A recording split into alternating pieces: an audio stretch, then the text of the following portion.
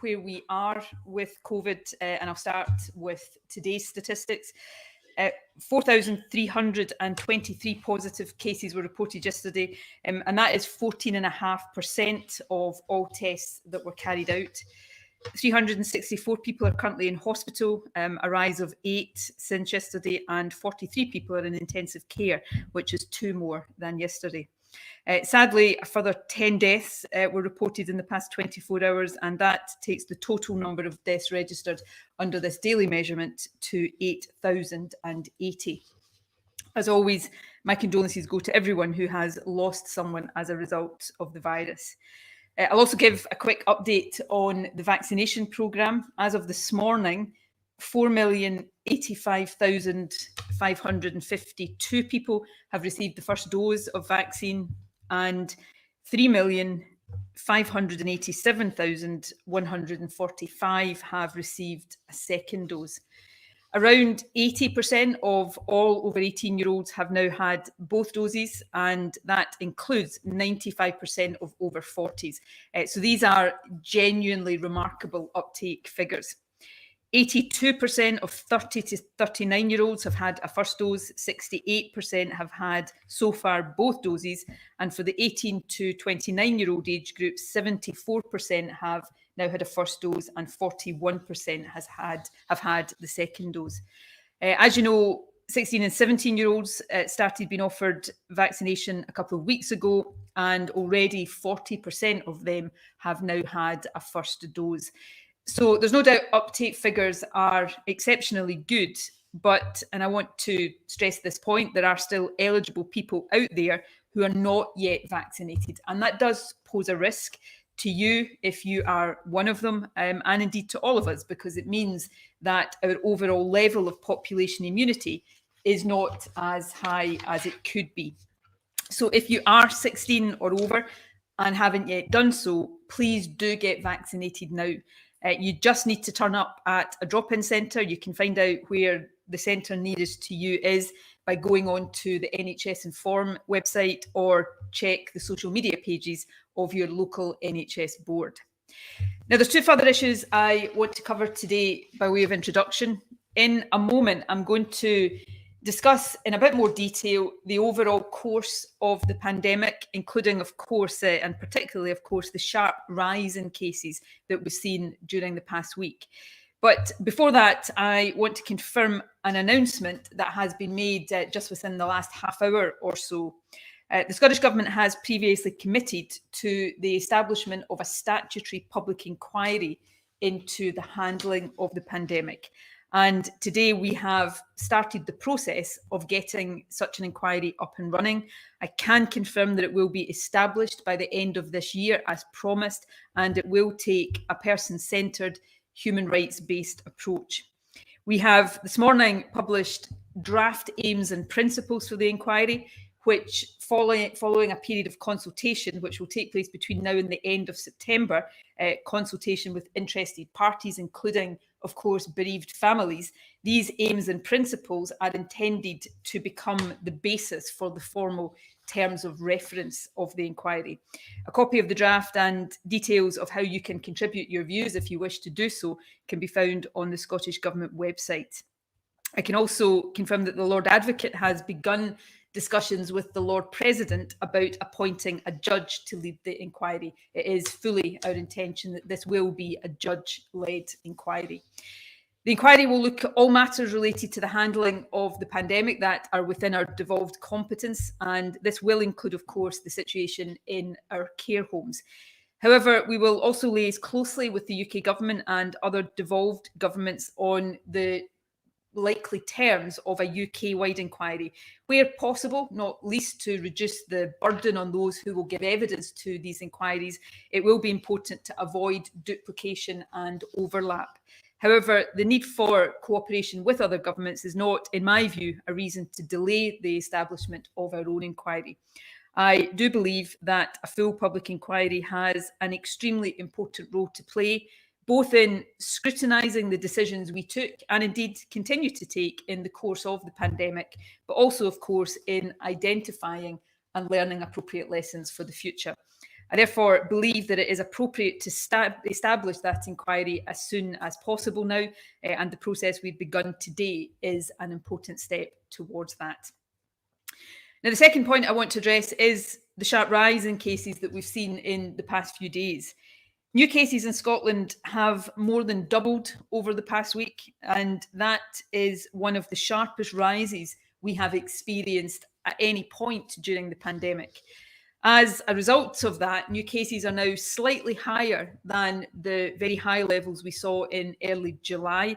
In fact, today's daily figure is the largest we have ever recorded in a single day, though it is worth remembering, and I think it's important to mention this for context, that we do more testing now than was the case certainly in the early stage of the pandemic. Now, we always knew that cases were likely to rise as restrictions eased, and you heard us say that from these platforms in recent weeks. So to some extent, what we are seeing now is not entirely unexpected. That said, the scale of the increase is still a cause of real concern, although again, context is important. We know that vaccination is making a big difference. Indeed, that explains why so many of the new cases we're seeing just now are in younger people who are less likely to have had both doses of vaccine at this stage. Around half of all new cases are right now in people under the age of 25. We shouldn't be complacent about that, of course. Young people can still fall seriously ill from COVID, including, of course, through long COVID, which is something that is still to be fully understood. And of course, vaccination, while hugely effective, doesn't provide anyone of any age with 100% protection. In fact, around a third of new cases recently have been in people who have had both doses of the vaccine. However, vaccination does make all of us somewhat less likely to get COVID, and it makes us significantly less likely to fall seriously ill from COVID. That means vaccination is still significantly weakening the link between high numbers of new cases and serious harm to people's health.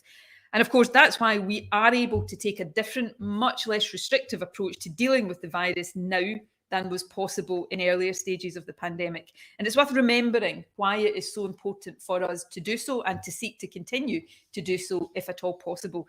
Children need to go to school and learn and interact with their friends.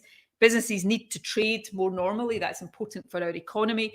And of course, jobs rely on businesses trading as normally as possible. And all of us, for our mental health and well-being, need to be able to live more freely, to interact as close to normal as possible with our friends, family, and wider networks. So vaccination is helping us do all of that, and that is a good and a positive thing. But this is the more difficult part for all of us, even with vaccination, we can't be totally relaxed about this surge in cases either. The link between new cases and serious health harms has weakened significantly, but it has not been completely broken. That means the rise in cases in the last week may well result in more people having to go to hospital in the coming days, perhaps requiring intensive care treatment. And unfortunately, a rise in cases like this will still lead, I consider likely to be the case, in an increase in numbers of people dying. And that also means that if the surge continues and if it accelerates and if we start to see evidence of a substantial increase in serious illness as a result, we cannot completely rule out having to reimpose some restrictions. Of course, we hope not to have to do that. And if we did, we would be as limited and as proportionate as possible. However, as has been the case throughout so far and up until this point, what happens in the next few weeks will depend, to some extent, to a large extent, on all of us. This is yet another fragile and potentially very pivotal moment in our journey through this pandemic. And it is a moment to remember that even though most restrictions have now been lifted, the virus is still circulating, and we know that the Delta variant is highly transmissible. So we need to continue to take care, and we need to think about how, in our own behaviours, we can limit the ability of the virus to spread. Indeed, in some ways, the basic precautions we can all take have become more important, not less important, as life has returned so much more to normal. So I'm asking afresh today for everyone to do the following for the sake of ourselves and each other. First, as I've said already today, but I'm going to stress it, if you are eligible and haven't yet done so, please do get vaccinated. This remains the single most important thing, most powerful thing we can all do to keep each other safe. But the reverse of that is equally true. Not getting vaccinated is putting yourself and others at greater risk. Second, please test yourself regularly. That way, if you have the virus, but if you don't have symptoms, you have a chance of picking that up before you might go to work or go out socialising and inadvertently pass the virus on to others.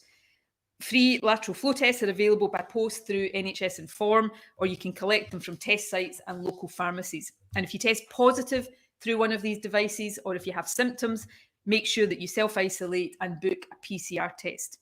Third, stick to the rules, albeit a very small number of rules that are still in place. For example, do wear face coverings in shops and public transport, in other indoor settings where that is required. This is a reasonably simple and straightforward way in which all of us can try to protect each other while in indoor settings. And lastly, be mindful of the basic steps we can take to reduce risk. I think all of us perhaps have been drifting back to normal, but this is a moment to remind ourselves of the basic steps it's important to take. Wash your hands and wash surfaces as regularly as possible. Even though it's not the law anymore, try to keep a safe distance from people in other households if you can. Try to limit as far as possible the number of unnecessary contacts you're having. Continue to minimise direct physical contact where possible, like handshaking, for example. Avoid crowded indoor places and meet outdoors as much as possible, especially for as long as we have reasonable weather. And if you are indoors, try to open the windows. The better ventilated a room is, the safer it will be. It's vital at this juncture that we do remember to do all of these things. As we head into autumn and winter, that's going to be increasingly important. And of course, as we head into autumn and winter, these basic steps, as well as, I hope, as helping us to limit transmission of COVID, will also help us limit spread of flu and other viruses as well. Now, in the coming days, we'll also be liaising with businesses to encourage compliance with basic mitigations. In particular, I'm today reminding businesses to continue to support home working for now, where possible. We have come a long way in our journey through this pandemic, and it's important that we don't lose sight of that. In so many ways, because of vaccination, things are better. But like other countries in what is a global pandemic, we once again face a challenging and fragile period ahead. So let's come together again to help each other through it. Let's keep ourselves and our loved ones safe by following all of the advice I've just set out. And let's work to maintain the progress that we've all worked so hard for. So thank you for those of you who've joined us again for listening. And remember, it is within the power of all of us to limit the transmission of this virus and play our part in keeping ourselves and others as safe as possible. I'm going to move now to questions. And as I said earlier on, the Chief Medical Officer has joined me. I should say, we are joined by a small number of journalists in the room today for the first time in almost 2 years, in fact. They are all physically distanced. We're maintaining that. Most of the journalists will still be joining us online. But it is important, where possible, to have journalists with the ability to question us directly in person. So that's why we've taken this very careful and limited step to reintroducing some normality to our press conferences, just as we've tried to reintroduce some normality to life generally. So first today, and indeed in the room, I'm going to go to Lindsay Bewes from the BBC. Thanks, First Minister. And you talked about infection levels being a bit of a cause for concern. Now, that's before we've seen the impact of schools going back, of university students going back. So I wonder what your projections are for cases continuing to rise over the coming weeks and months. And what will the tipping point be for the impact on the NHS when it comes to looking at perhaps the reimposition of some restrictions? And just secondly, a question on the inquiry that you talked about establishing by the end of the year. You said that you didn't want to delay starting that. I think what will be really important to the families of those who've lost loved ones will be the timescales around that inquiry. Can you say much more about when you would expect that to run for and when it might conclude? Thanks, Lizzie. I'll take that question first of all, because I think I can be relatively brief there. I'll also address your first question as briefly as possible, but the Chief Medical Officer will want to say more there too. This is an inquiry that will be established under the 2005 Inquiries Act. It will be a statutory, and as I said in my opening remarks, our intention is that it will be judge-led. Under the Inquiries Act, once an inquiry is established, the terms of reference are set. It is, of course, for the chair of the inquiry to determine exactly how it operates, because it's important that it operates independently. We may well, in the terms of reference, although we haven't decided this yet, give an indicative sort of estimate of the timeline we would like to see the inquiry completed in, but there's some discussion to be done there. But as you will know from previous public inquiries in recent times, a chair of an inquiry can always ask for that time scale, if one is set, to be extended if they require longer to conduct their work. So once the inquiry is established, the operation of it, the conduct of it, who it takes evidence from, who gets core participant status, and ultimately how long it takes to do its work are in the decision making of the chair and any inquiry panel that might be established. On the first question, we've, as recently as this morning, at Cabinet, been looking at all of the possibilities for the trajectory over the next weeks and what that may mean for hospital capacity and intensive care capacity. It's always really difficult to be definitive about any of this because none of it is static. Obviously, as I was trying to say earlier on, there's things all of us can do to try to slow down transmission, which then has an impact on what we will see in reality in terms of hospital admissions and people becoming seriously ill.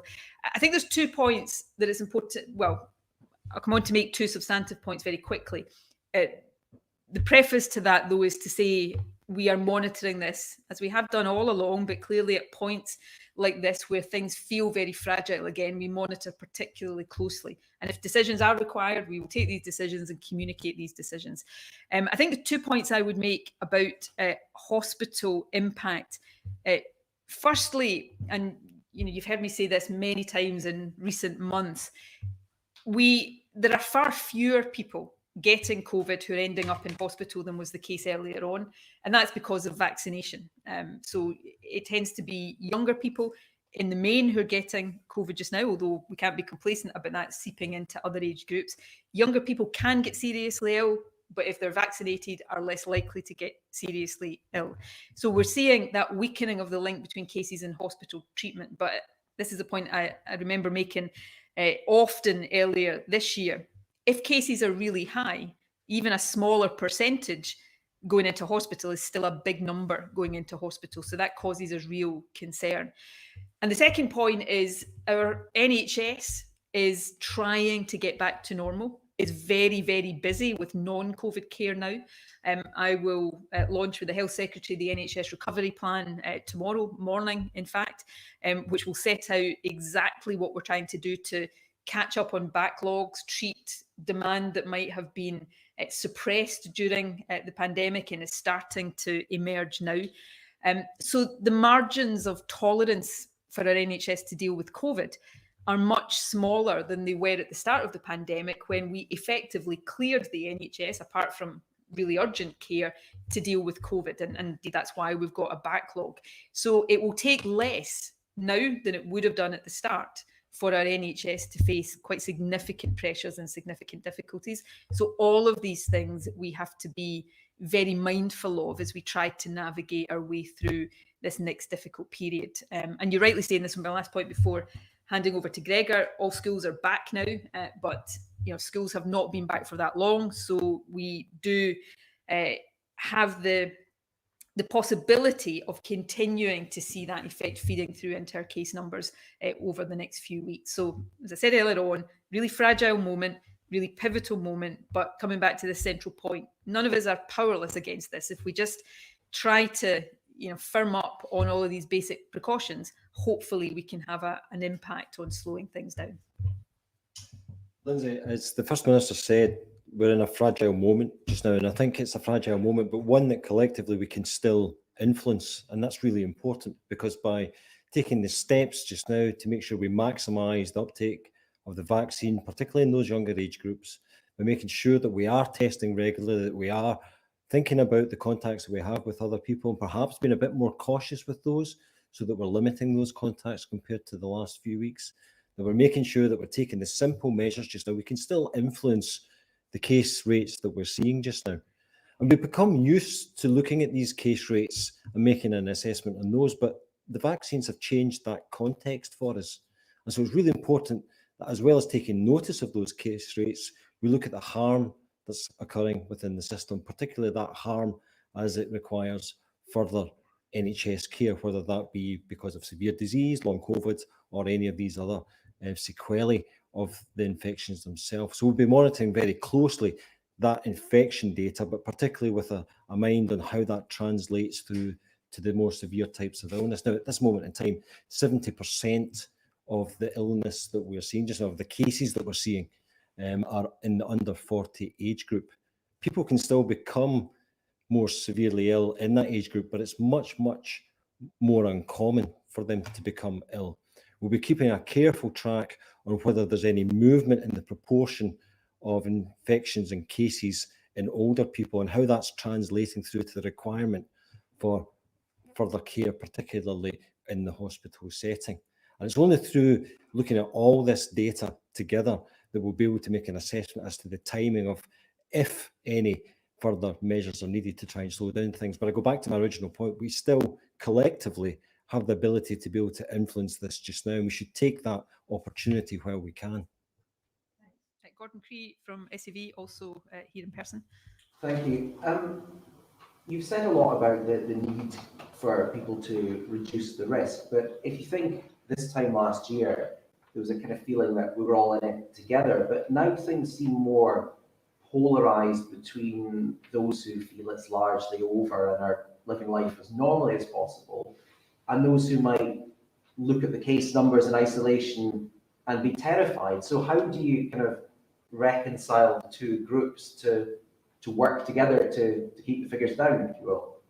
And on hospitals, colleagues were filming last night in Lanarkshire, and were told by an A&E consultant there that across 3 Lanarkshire hospitals, only 60% of A&E patients are being seen, assessed, and admitted or discharged within 4 hours. And they're saying that this isn't specifically due to COVID. These are not COVID patients. It's the build-up of a backlog of things getting out of hand. And they're saying this is day after day, and some of them feel like the system is broken. Now, I know you've got the recovery plan tomorrow, but people working there, living this day by day, they just feel that they've just been abandoned. Absolutely not been abandoned, and I'll come back to that point in a moment. In fact, the NHS recovery plan talks in quite some detail, as you will see tomorrow, about the steps we need to take to support the workforce and help the workforce to recuperate and recover as well. But I'll come back to that point briefly shortly. On the first point, we're a year on since the point last year that you described there of everybody feeling they were in it together. People are fatigued, tired. People are worried about jobs in some respects. People have gone long periods of time without having normal interaction with loved ones, or being able to do the things we all enjoy. And people have come forward in the main in large numbers to be vaccinated. There is an understandable desire just to have me stand here and declare it all over, and we can stop worrying about it. And just to reassure people, there's nothing I would like more than to do that.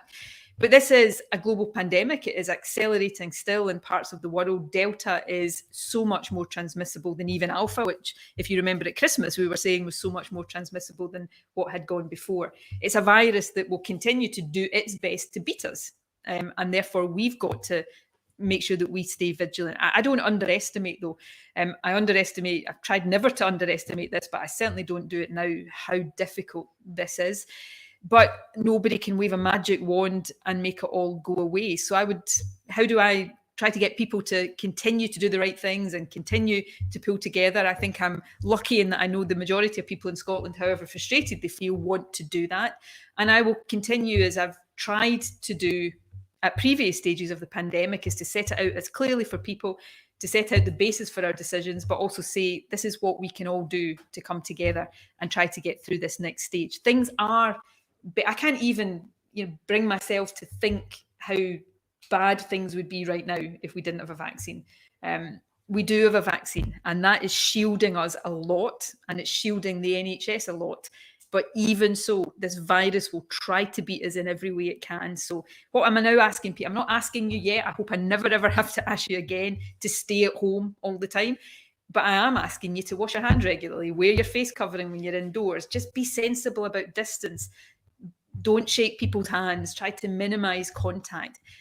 None of us want to live like that, but compared to what we've had to put up with in the last couple of years, these are much more basic mitigations than it was the case previously, and they will make a big difference. On the NHS, you're absolutely right in what you set out. What we're seeing in our NHS is a lot of people who previously in the pandemic would have chosen maybe not to come forward with symptoms because, well, it's been more difficult to get face-to-face interaction with a GP, for example. And some people were scared to go into these kind of settings. People were following advice to stay at home. So we're now seeing demand in the NHS that has been suppressed coming to the fore, on top of the backlogs of known demand that we're already dealing with. The situation in our NHS is incredibly difficult, and I'm not going to be glib here and stand and say thank you to the staff, because it is right that I do and show that appreciation, but it takes more than that. It's also the case that the NHS is a very complex but interlinked organisation. So one of the things we need to do, and this is not easy, to get pressure on A&E down, is to get primary care services back to normal so that people have more face-to-face interaction, because sometimes people will end up in A&E because they don't have the ability to see somebody elsewhere, and there's a programme of reforming urgent care underway right now. So none of this is easy. I don't underestimate the difficulty for those working at the front line of our NHS, but it is essential that we get ahead with the recovery plan, and I'll say more about that tomorrow. Final point before handing over to Gregor is, when we stood here 18 months ago, protect the NHS was part of what we asked everybody to do. We still all have a part to play in protecting the NHS. Every person who ends up in hospital with COVID, it's a hospital bed that's not there for somebody with an own COVID reason, and it's added pressure. So if we're all behaving in a way to minimise, if somebody gets COVID is not to blame for getting COVID, it's nobody's fault. But if we all act in a way to minimise that, we will all collectively help to reduce that pressure. And that's another reason why that's so important. So I still have regular dialogue with colleagues across the service, whether that is in emergency departments, as you described, whether that's in GP practices or in the public health teams, who are still making sure that they're providing that level of care that people need. And that unmet demand that's within the system just now is something which is leading to some of these real significant challenges for people. At this moment in time, what we see is very complex, ill people arriving within the kind of front door to hospitals in particular just now. And my colleagues are responding to that and making sure that those people are getting the care that they need. But because of the complexity of the care that's required, it takes longer for them to do that. And as I say, we're working our way through that just now. The recovery plan, which we are producing and which will be published tomorrow, will give further detail on how we can respond to that over time and making sure that we're responding to that unmet need in a timely way. But for this moment in time, we can all play our part to make sure that we can help my colleagues by reducing the opportunities for COVID infection to impact on the care that they need to provide to other people as well. Do you have talk from Sky? Oh, my apologies, Sky are not joining us. And so the next question is Gregory Hoare from ITV Border. Thank you, First Minister. The case rate is surging in Dumfries and Galloway, and in the Scottish Borders, routine operations have been suspended until the 5th of September. The NHS there is clearly under pressure.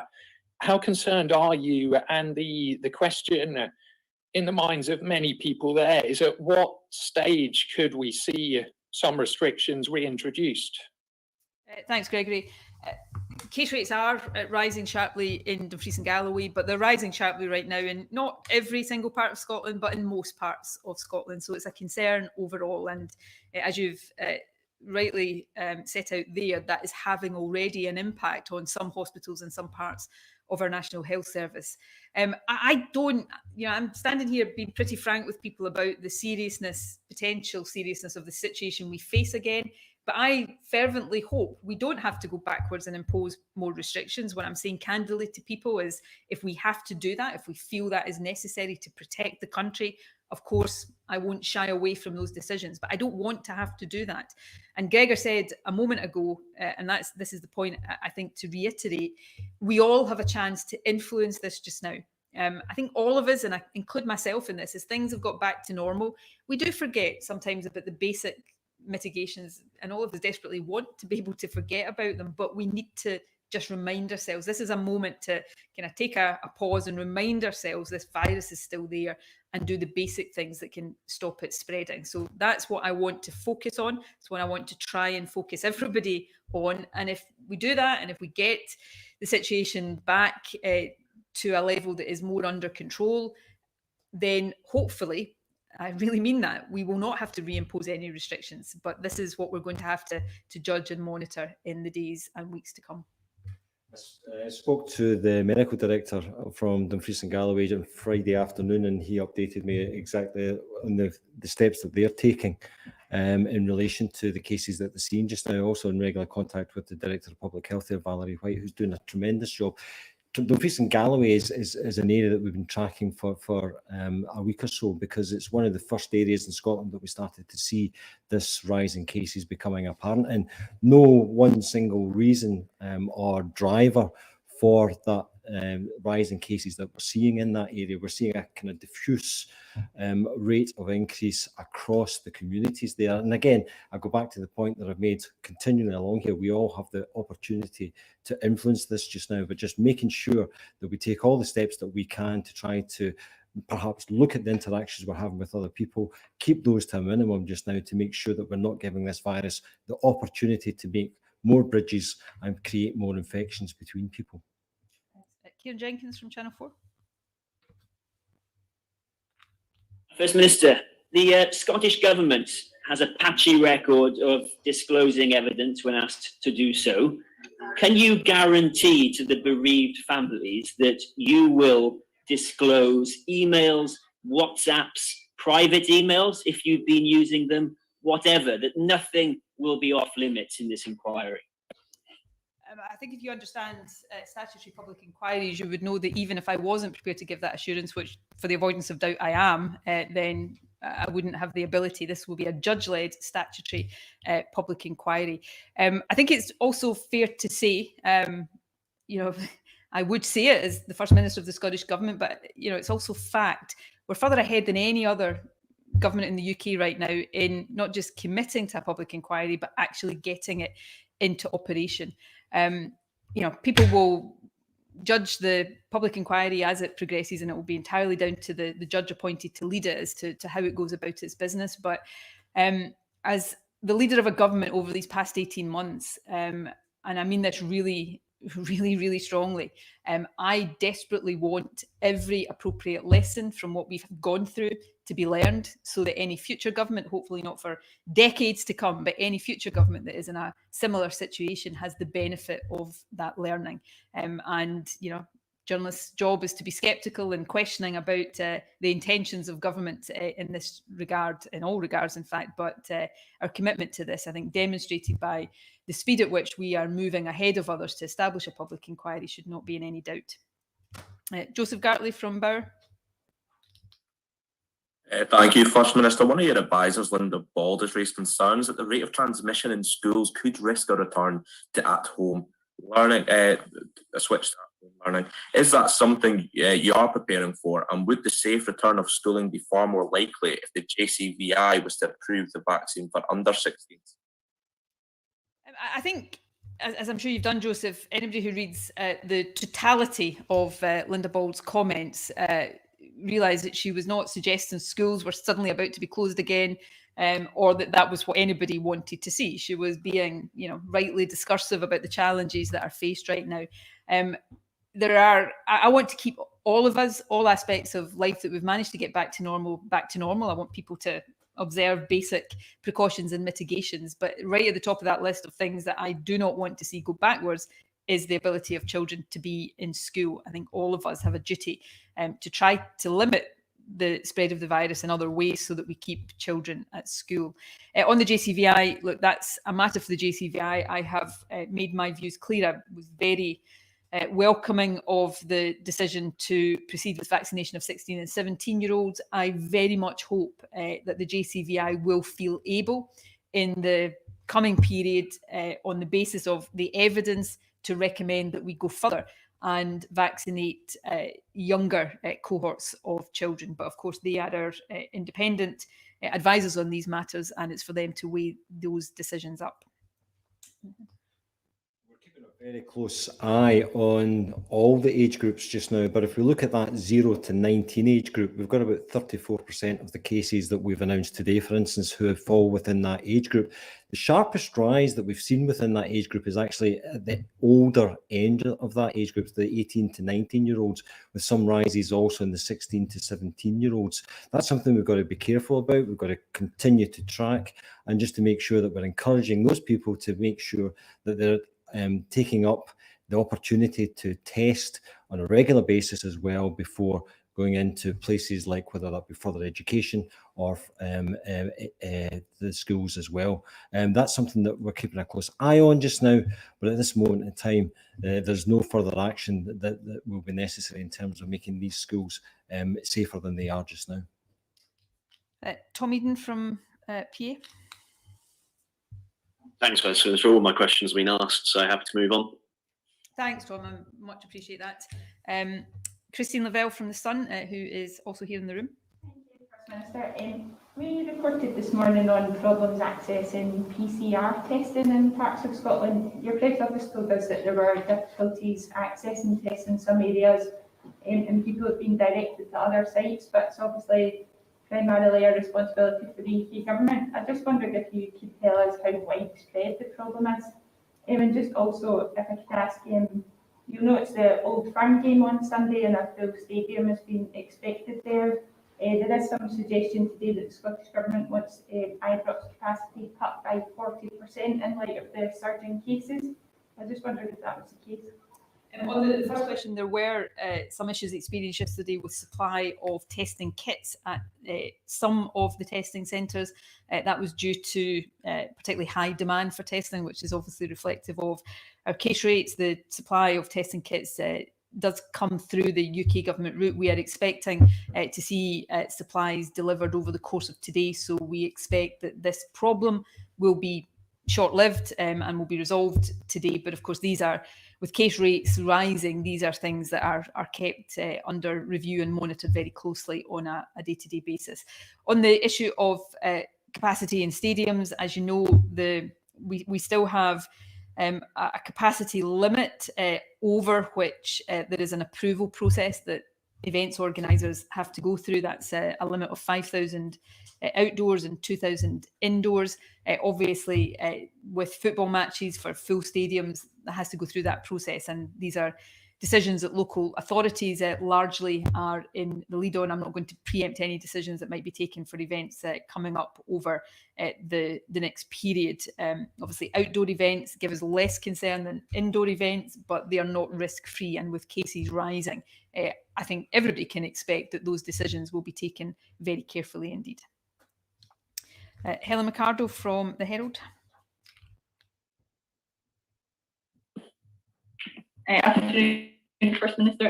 I just wondered, I had a quick look at the data before I logged on, and it seemed to me that the cases, or the surging cases that we're seeing in Scotland is much faster than other parts of the UK. I wondered if that's correct, and if we have any analysis as to why that might be, given that, well, England, for example, had lifted more restrictions than us. I don't know if it's maybe down to things like differences in going back to school or factors like that, but yeah, do we have any insight into what's happening there? So I think, well, contextual point to make is, and Gregor will have more he wants to say here, but contextual point to make is that cases are rising in all parts of the UK. We had a situation in July where we had a steeper increase than other parts of the UK. We talked at the time about the reasons, or the potential reasons for that being that Delta seeded into Glasgow, our biggest city in England. It seeded into cities that are big cities, but obviously in an English context, relatively smaller. And there was also at that point, and this was borne out by ONS studies, it's still lower population immunity in Scotland because we'd had lower case rates at different stages throughout the pandemic. Now, so we then had higher and more sharply rising case rates end of June, start of July. There was also probably a football impact in it at that point. We then saw over the remainder of July and up until very recently, case rates fall quite markedly in Scotland to become the lowest level in the UK. I think we're still just probably the lowest level in the UK, but rising more sharply again. The factors at play right now will be the later. So we are still much more than England. We are still in the sort of impact phase of the 9th of August lifting of restrictions. England did that, 3 weeks prior to that, and they saw a sharp increase then. So they may have tailed off. The other factor is the difference in schools. I wouldn't expect a full impact of our school return to be in the figures yet, but I think we are probably starting to see a bit of an impact there. So it is all just down to the different timing of different factors. I suspect, although this will be borne out or not, hopefully not, if we manage to get this under control, that we're going to see a similar pattern emerge in different parts of the UK, albeit at slightly different times and in slightly different phases. We appear to be in a catch-up phase just now with the rest of the UK, and I think timing is everything here, particularly in relation to when people take their holidays, when schools are either in place or out of place, and when the restrictions were eased in each of these respective nations, which is absolutely crucial. And at this moment in time, what appears to be happening is we are in that catch-up phase, particularly with England. That you remember that they released a lot of the measures that they had in place a good bit earlier than us, and saw quite a rapid rise in cases at that point in time, which has since begun to slow down. We'll continue to track our cases just now to see whether we get that same slowdown in the kind of acceleration phase as well. But if we look across the UK just now, there's no doubt about it, across each of the nations, we are still seeing this steady rise in cases, largely confined to younger age groups under the age of 40, not yet impacting in any serious way on hospital admissions. But it's something that we need to continue to track, and we need to be able to influence just now before it moves into those older age groups. So ensuring that we kind of maximise the opportunities to slow that down just now by just exerting a little bit more caution in the way that we interact with others, by making sure that we're taking all the protective measures we can, washing our hands, wearing face coverings, keeping our distance, and we can influence that at this moment in time. Michael Blackley from the Daily Mail. Thank you, First Minister. If you do need to reimpose any further restrictions, should we anticipate that it would be the steps out of lockdown in reverse? I mean, would a first step potentially be re-entering level 0 of the lockdown framework? And also, what does this rise in cases mean for the restrictions that are still in place, particularly in schools? Could it potentially need to be that face masks in schools, for example, are in place for now for a longer period? Thanks. In relation to your first question, no, you shouldn't assume anything like that. If we had to, and let me repeat again, I hope we don't have to, so I'm not indicating today that that is a definite eventuality, but if we did have to impose any restrictions, we'd judge what we thought was appropriate at the time and try to be as limited and proportionate as possible.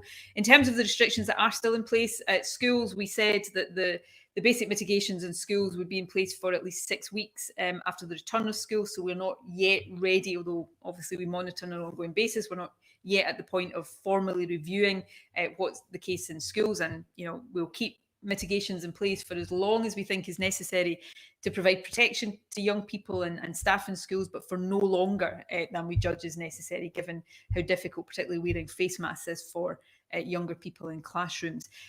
What is coming up more immediately is the review of the remaining societal restrictions, which is face coverings in indoor settings for all of us, the capacity limits on events above which you need permission that I spoke about a moment ago, and the requirement on pubs and restaurants to take contact details, and the requirement on all businesses to try to make sure that they are taking appropriate mitigations.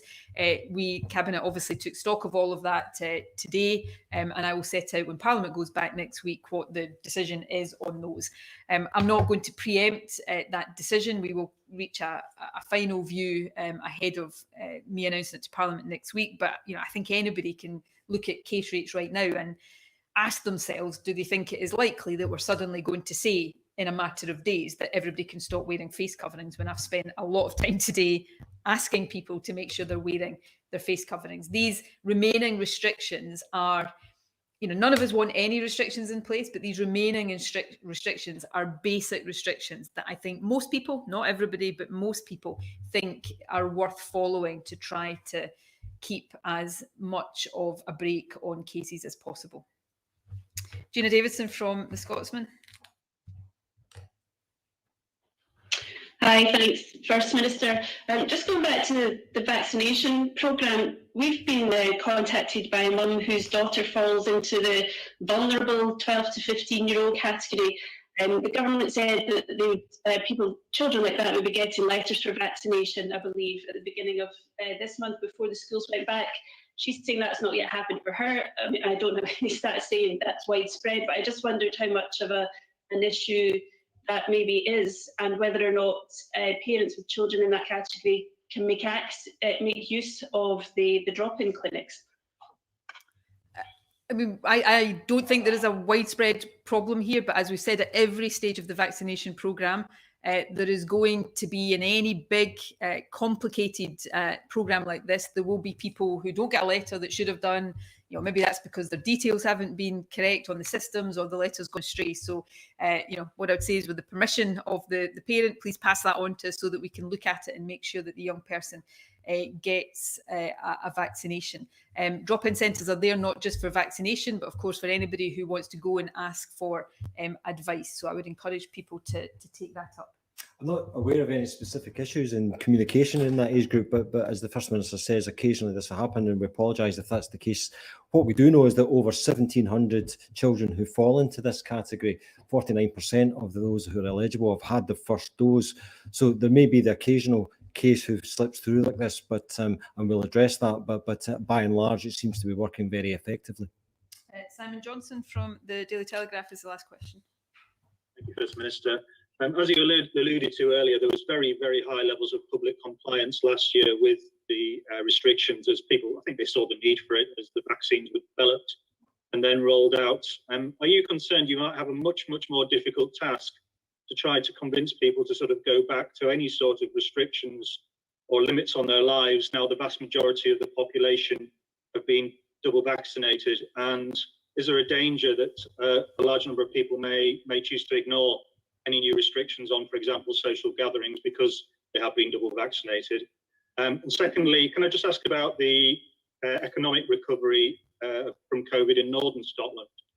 Is it still the plan to fully dual the A96? Thank you. The position on the A96 is set out very fully in the draft agreement we reached with the Greens last week. It sets out the priority areas to get ahead with immediately, where our two parties have agreed. The full dualling was never scheduled to happen in this term of Parliament. It's still the position of the government, that is the current plan, to fully dual the A96. But as with many things, the recognition, in fact, environmental impact assessments are done as a matter of course with road transport projects. There will be an environmental assessment against climate change targets. But I think the phrase in the document relating to the current plan is there for anybody to see. On the first part of your question, I had a bit of a wry smile to myself as quite within your rights. Of course, your newspaper is one of those who has been, spending some time in recent months, I suppose, questioning the need for some of these basic restrictions to be in place. I'm confident, based on my experience of the last 18 months, that the vast majority of people in Scotland will follow advice and do the things that they know will help to limit transmission. These things are not easy for anybody. And after the best part of 2 years now, they get more and more difficult and people get more and more fed up with them. But that doesn't change the basic reality. If you wear a face covering, you are limiting your chances of passing the virus to somebody else and vice versa. If you wash your hands regularly, you know that you're limiting the risks of passing the virus on. If you keep a bit of a distance from other people, you're reducing that risk as well. So most people, I think, want to do everything they can to avoid getting COVID. And I would say to people, lots of people now have had it, but it's still something you should try to avoid if possible, and take all the precautions to try to achieve that. And people want to protect those they love and they want to protect others around them. So yes, I am confident in the collective solidarity of the Scottish people, but I don't underestimate how much more difficult it is the longer this goes on. Guys, do you want to add anything finally? Yes, Simon, it's probably a good point in time just to remind ourselves of how this virus has evolved over the last 18 months since it first came to notice in Wuhan. And it really has evolved with the Delta variant in particular into a virus which is incredibly effective at transmitting from one person to the next. I was reading an article in Nature Journal last night, and it was based on a study from China that suggests the Delta variant now has an R0 number of over 6 compared to the original virus, which was between 2 and 4. That shows you just the impact that evolution of the virus has had on its ability to be able to transmit from one person to the next. And of course, that has implications for us all, because it is much easier for us now to come into contact with people who are perhaps carrying this virus, and as a result of that, to become a positive case ourselves. There's lots of things we can do to try to prevent that. Now, vaccination is still the most important thing that we can do to prevent the infection by this virus. And also, we know it is highly effective at preventing severe disease. But it's not a shield that's complete. And by itself, vaccination will prevent that severe disease, but occasionally infections will slip through. So whether people are vaccinated or not, my really strong advice is that we continue to be cautious. We continue to make sure that we're taking the steps to ensure that people round about us don't get infected if we're carrying the virus, and that we don't come into contact with others who might as well. One of the reasons for that is because we know so much more about Delta now. One of the key things about Delta that's different from the previous virus is the high levels of what we call viral shedding. So it's a marker of infectivity. But the high levels of viral shedding that there are, particularly within the first 48 hours of infection prior to people showing any symptoms. And that really is one of the keys as to why this virus is much, much more transmissible than previous versions of the virus, because it needs much less virus in order to actually infect human cells. And it has this period before people show any kind of symptoms where it's able to replicate to significant numbers in our nasal and our throat passageways and in our throats, and be able to spread to others from there. So simple measures like wearing face coverings, like keeping a distance, like washing our hands regularly, can make an enormous impact alongside vaccination to make sure that we safeguard ourselves and that we protect others as well. Thanks, Gregor. And that is an appropriate place to end. We've completed the questions, so my thanks to journalists.